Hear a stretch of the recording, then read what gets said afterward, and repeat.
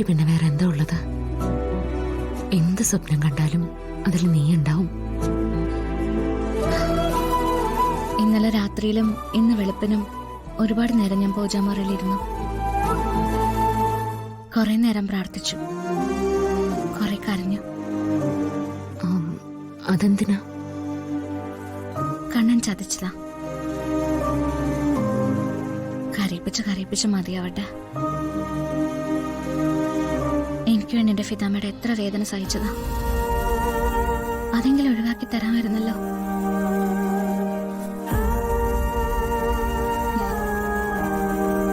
ആ വെടിയുണ്ട എന്റെ ദേഹത്ത് കൊണ്ടാ മതിയായിരുന്നു. മോളെ,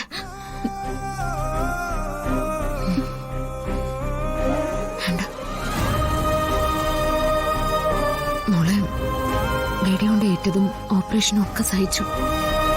പക്ഷെ മോൾ ഈ പറഞ്ഞത് നമുക്ക് സഹിക്കാൻ പറ്റില്ല.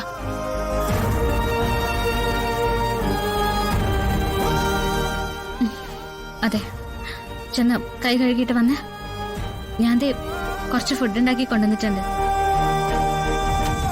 അതൊക്കെ കഴിച്ചിട്ട് എന്നോട് അഭിപ്രായം പറയും. അത് മോളെ, ഫിദ ഇപ്പൊ കഴിച്ചതേ ഉള്ളൂ.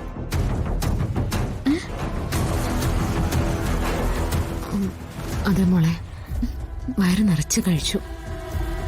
നീ അമൃതയോട് നിർബന്ധം പറഞ്ഞിരിക്കല്ലേ നന്നായിട്ട് ഭക്ഷണം കഴിപ്പിക്കണമെന്ന്. അപ്പൊ പിന്നെ എങ്ങനെയാ വീണ്ടും കഴിക്കുന്നത്? കഷ്ടമായല്ലോ. വിളിച്ചു പറയാതിരുന്ന എന്റെ മണ്ടത്തരം.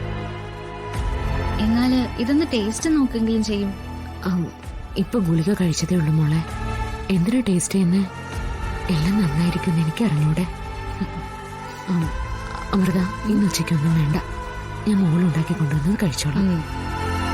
രാവിലത്തെ ഭക്ഷണത്തിന് ഉണ്ടാക്കിക്കൊണ്ടെന്നാണോ ഉച്ചയ്ക്ക് കഴിക്കാൻ പോകുന്നത്? അങ്ങനെയാണെങ്കിൽ ഞാൻ പോയിട്ട് ഉച്ചയ്ക്കുള്ളത് ഉണ്ടാക്കിക്കൊണ്ടെന്നാലോ? വേണ്ട കുട്ടി. മോൾക്ക് വിഷമായോ? വിഷമായിട്ടെന്താ? വയറ് നിറഞ്ഞിരിക്കുന്ന ആളെ കൊണ്ട് നിർബന്ധിക്കാൻ പറ്റുമോ? എന്നാ ഞാൻ പോയിക്കോട്ടെ മാഡം. ഉച്ചയ്ക്കുള്ളത് ഉണ്ടാക്കാനൊന്നും അല്ലല്ലോ അല്ലേ? അല്ല, അവിടെ കുറച്ച് തിരക്കുണ്ട്. ഞാൻ പോയിട്ട് വരണമായിട്ട് വൈകുന്നേരം ഒന്നിച്ചിറങ്ങാം. മുറിവ് 2 ദിവസത്തിനുള്ളില് കരിയുമായിരിക്കും അല്ലേ? പക്ഷേ അകത്ത് എന്താ സ്ഥിതി എന്ന് എനിക്കറിയില്ലല്ലോ. ഒരു കുഴപ്പം ഉണ്ടാവില്ല. ഇനി അത് ആലോചിച്ച് വിഷമിച്ചിരിക്കണ്ട.